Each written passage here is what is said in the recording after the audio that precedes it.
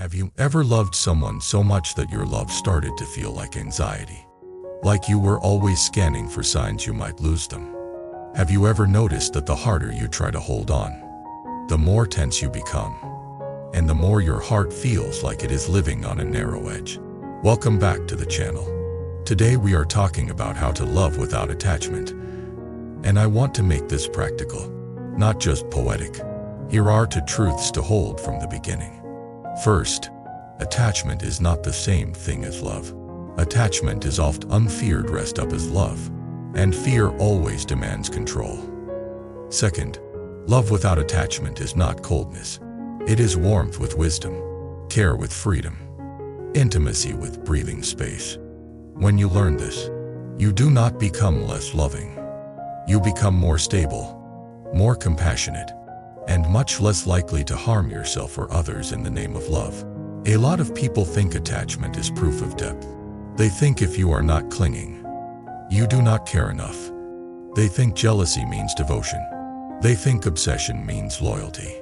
But if you look honestly, attachment is usually not a celebration of the other person. It is an attempt to use the other person as a guarantee against your own fear. It is the mind saying, if you stay, I am safe. If you choose me, I am worthy. If you never change, I can relax. If you never leave, I will be okay. But life does not make those promises.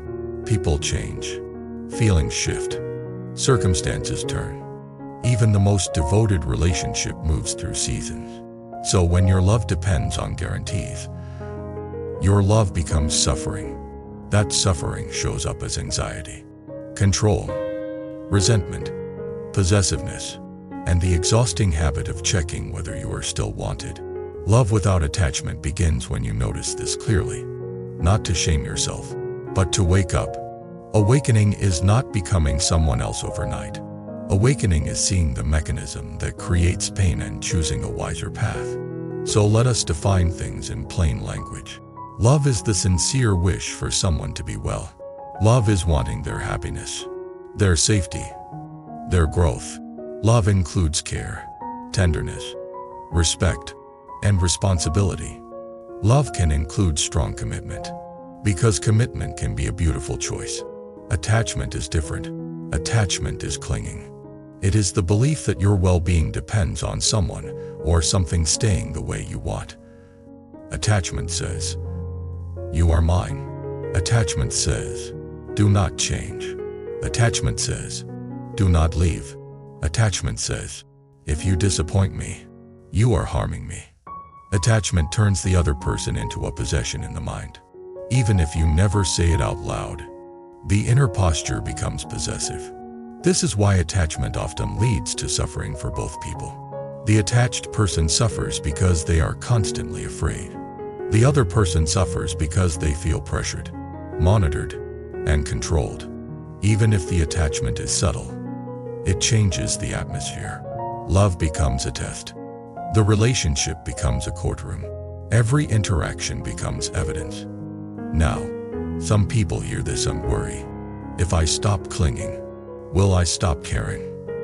If I stop needing them, will the relationship die? Here is the surprising truth. When you reduce attachment, you create more room for real love. Because real love wants the other person to breathe.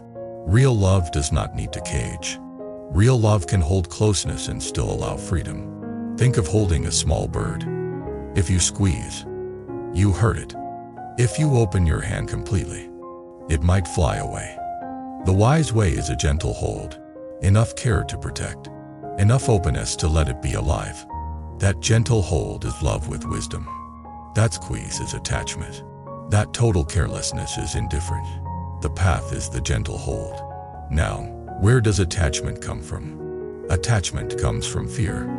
Fear of abandonment. Fear of being alone. Fear of not being enough. Fear of losing control. Fear of change. Fear of uncertainty. And fear often comes from old pain. People who cling hard often learned early that love was unstable. Maybe they experienced neglect, inconsistency, betrayal, or a home where affection was unpredictable. So the nervous system learned a rule. If you do not hold on tightly, you will be left. This is not a character flaw. It is conditioning. And what is conditioned can be retrained. This is where karma becomes useful. Karma means repeated action creates momentum. If you repeatedly respond to fear with clinging, clinging becomes your default. If you repeatedly respond to fear with awareness and self-compassion, awareness becomes your default. Then your destiny changes. Not through luck, but through practice. So how do you love without attachment in real life? You begin by learning to recognize the early signs of clinging. Not the big dramatic moments. The early signals in the body and mind. The body might tighten when someone does not reply quickly. The stomach might drop when you sense distance. The mind might start producing stories. They are losing interest. They found someone better. They do not love me. They are going to leave. Then you feel an urge to check, to demand reassurance, to accuse, to test them, to scroll through old messages, to interpret everything. This is the attachment spiral. It starts small and grows fast. The practice begins at the start. When the first tension appears, you pause, you breathe, you name what is happening. Fear is here. Clinging is here. The old story is here. Then you add a compassionate sentence. This fear is trying to protect me. I can hold it without obeying it. This is self-compassion. And it is the foundation of non-attached love. Because if you cannot soothe your own fear, you will demand that someone else soothe it for you. That demand turns love into pressure. Now let me tell you a story that shows this transformation in a human way. There is a woman named Hannah. Hannah is warm, loyal, and deeply loving. She also feels insecure more often than she admits. When she falls in love, her whole world narrows to that person. She checks her phone constantly. If her partner does not respond quickly, her mind spins. She tries to act cool, but inside she is burning. She tells herself she is just passionate. She tells herself this is what love looks like. Hannah starts dating someone named Lucas. Lucas is kind but independent. He needs space to think. He is not glued to his phone. He can go hours without texting and still feel connected. At first, Hannah admires this. Then it starts triggering her. Lucas goes quiet for an afternoon, and Hannah feels abandoned. She tries to distract herself, but the fear grows. When Lucas finally texts, she replies with something sharp. "Oh, you are alive." Lucas feels the edge and withdraws. Hannah feels him withdraw and panics more. Then she apologizes. Then she over-explains. Then she asks for reassurance. Then she feels ashamed for needing reassurance. Then she becomes more tense. This loop repeats. One night, after a small argument, Hannah sits alone and realizes something painful. She is not enjoying love. She is surviving love. She is treating love like an exam she might fail. She begins to ask a deeper question. What am I really afraid of? The answer is not Lucas. The answer is old. She remembers being a child, waiting for a parent who sometimes showed up and sometimes did not. She remembers promising herself she would never be helpless again. She remembers learning to monitor moods, to scan for signs of leaving, to cling to any proof of affection. Her attachment is not romance. It is survival memory. This realization does not instantly erase the pattern, but it changes her relationship to it. Instead of believing the fear is truth, she begins to see it as an old alarm system. So Hannah chooses a practice. When the alarm goes off, she will not immediately act on it.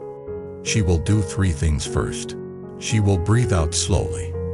She will place a hand on her chest. She will say, "I am here. You are not alone." The next time Lucas is slow to reply, the fear arrives.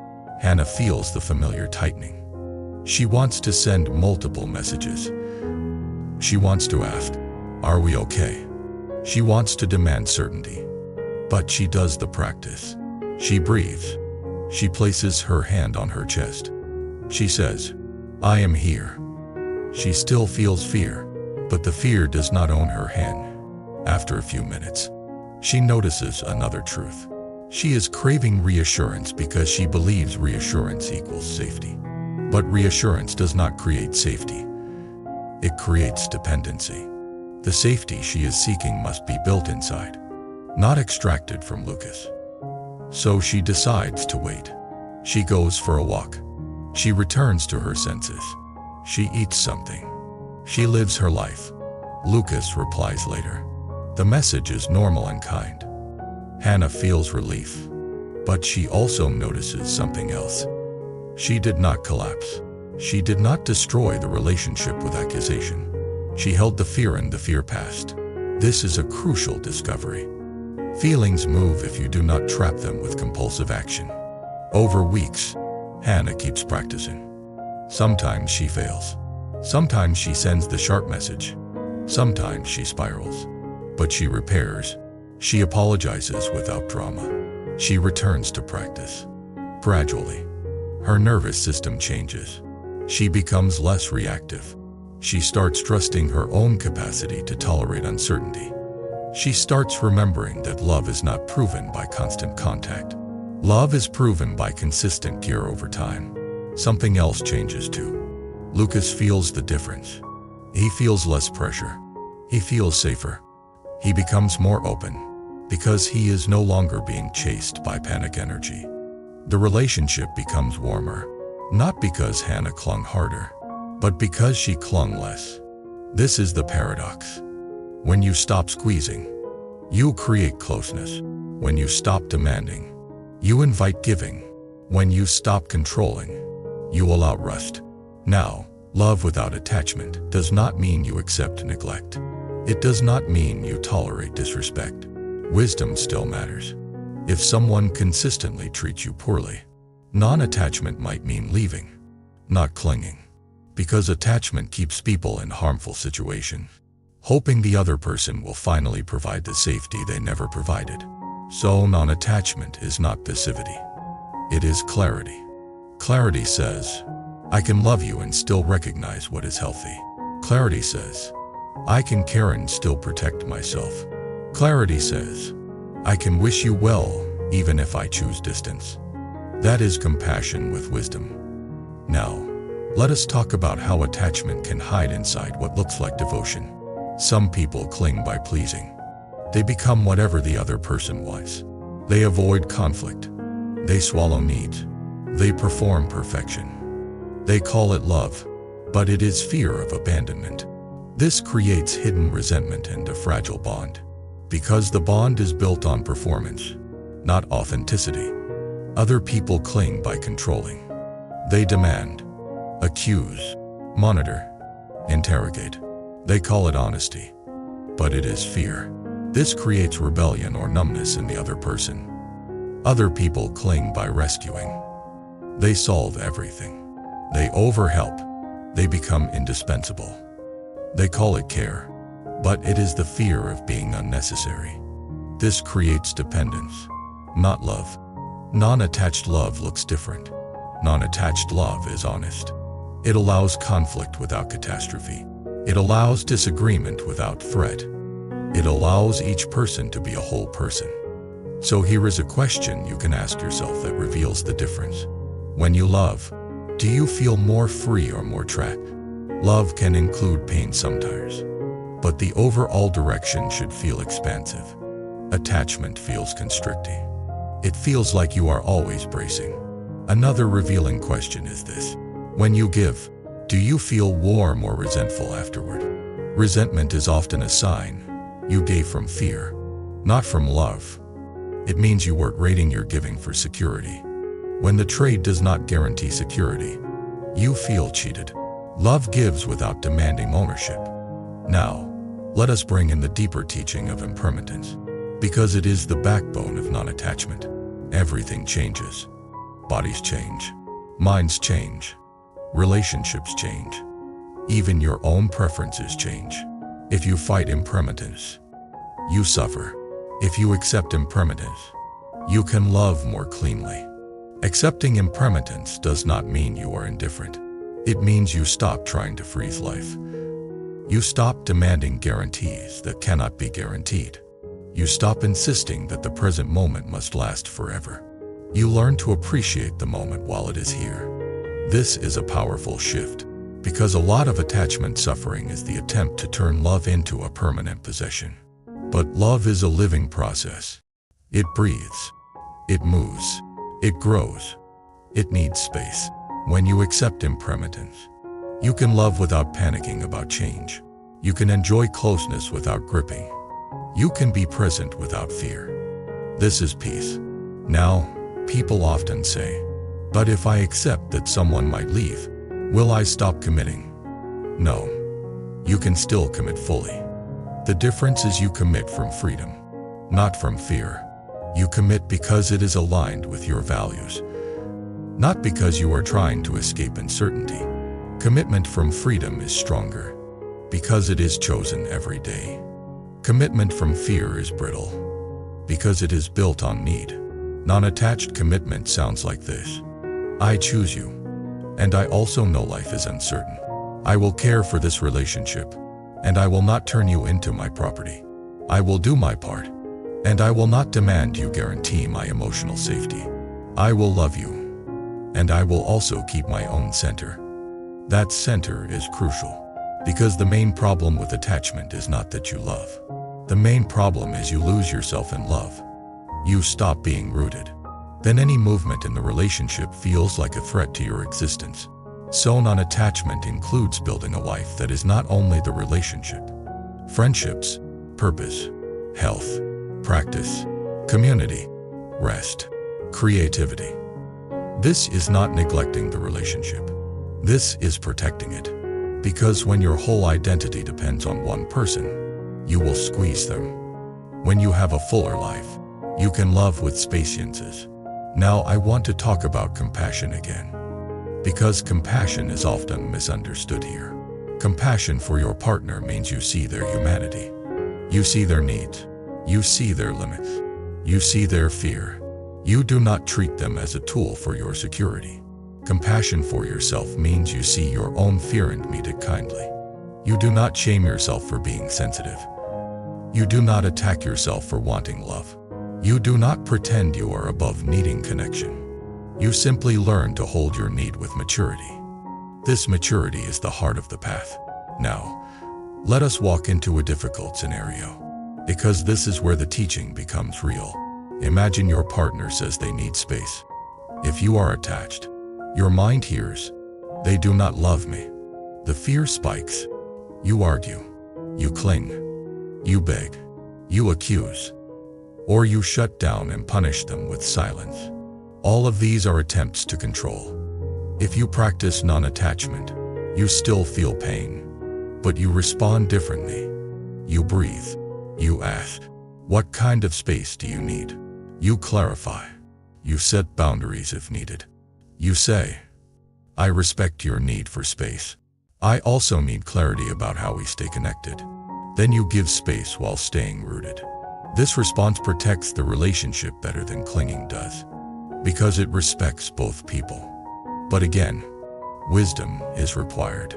If the request for space is a repeated pattern of avoidance, or a way to keep you uncertain while they do whatever they want, then compassion for yourself means you address that honestly.